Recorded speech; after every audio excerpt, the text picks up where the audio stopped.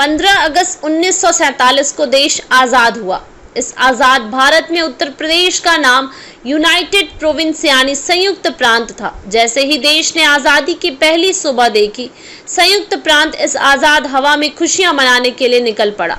संयुक्त प्रांत के प्रशासनिक केंद्र रहे तब के इलाहाबाद और आज का प्रयागराज में सबसे ज्यादा हलचल थी। इधर लखनऊ भी प्रशासनिक केंद्र होने के नाते तरह तरह के कार्यक्रमों में डूब गया। बाबा साहब भीमराव अंबेडकर यूनिवर्सिटी में इतिहास के प्रोफेसर सिद्धार्थ शंकर राय बताते हैं, तब संयुक्त प्रांत में प्रांतीय सरकार थी। यहाँ की सभी सरकारी इमारतों पे हर तरफ से जुलूस निकल कर पहुंच रहे थे। गली गली में टोलियां निकल रही थी। इस दिन सबसे खास जगह बने थे वो प्रतीक स्थल, जो किसी न किसी रूप में स्वतंत्रता आंदोलन से जुड़े थे। जैसा यहाँ लखनऊ के चिन्हट में महात्मा गांधी ने एक स्वास्थ्य केंद्र स्थापित किया था। 15 अगस्त को जब आजादी की पहली सुबह हुई तो यहाँ लोगों का हुजूम उमड़ पड़ा। इसी तरह चारबाग स्टेशन के पास बने स्थलों पर भी लोगों की भारी भीड़ जुट गई थी। प्रोफेसर सिद्धार्थ शंकर राय आगे कहते हैं कि ऐसा नहीं है कि यह भीड़ एकाएक सुबह निकली हो। एक दिन पहले से रात से लोग इन जगहों पर जमा होना शुरू हो गए थे। 1947 में लखनऊ में आजादी के जश्न को लेकर किस्सागो हिमांशु वाजपेयी कहते हैं, उस दिन शहर के मशहूर शायर निकलकर हजरतगंज चौराहे पर आ गए थे।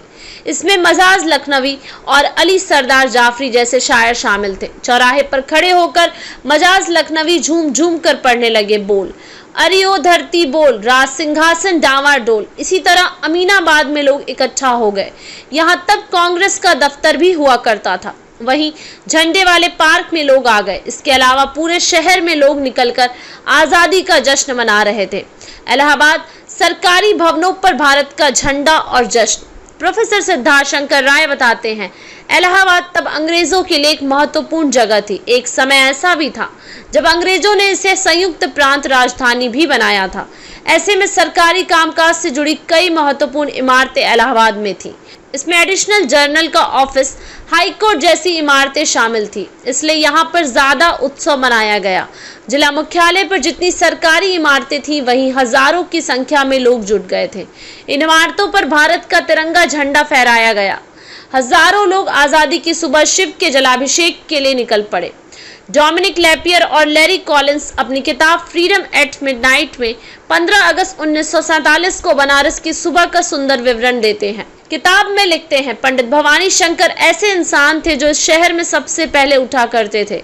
वो भोर में उठ जाते और एक हाथ में कलश लेते जिसमें गंगा जल भरा होता और दूसरे हाथ में घिसा हुआ चंदन। हर रोज की सुबह उस दिन पंडित भवानी शंकर ब्रह्म मुहूर्त में उठे और हर रोज की तरह घाट पर शिवलिंग पर जलाभिषेक के लिए चल पड़े।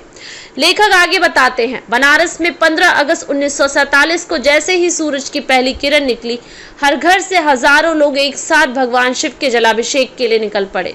बनारस की हर गली, हर मंदिर, हर घाट और हर घर में शिवलिंग पर बेलपत्र और धतूरे का चढ़ावे का ढेर लगने लगा था। यह सब ऐसा था मानो लोग शिवलिंग पर चंदन लगाकर और जलाभिषेक कर अपने आराध्य के प्रति कृतज्ञता व्यक्त कर रहे थे, जैसे उनके इस प्रिय प्राचीन देश का पुनर्जन्म हुआ हो। जिस जगह किसानों को गोली मारी वहां झंडा फहराया। गोरखपुर वही जगह है जहां 1922 में चौरी चौरा जगह पर ऐसी घटना घटी जिसने असहयोग आंदोलन की दिशा ही बदल दी थी। लेखक और इतिहासकार सुभाष चंद्र कुशवाहा 15 अगस्त 1947 को आजादी के जश्न को लेकर कहते हैं, जिस थाने को प्रदर्शनकारियों ने जलाया था उसी पर 15 अगस्त की सुबह झंडा फहराया गया। इसके लिए आसपास के करीब 40 गांवों के किसान इकट्ठा हुए और वहां आजादी का जश्न मनाया। पहले कुशीनगर और देवरिया एक ही जिला हुआ करता था।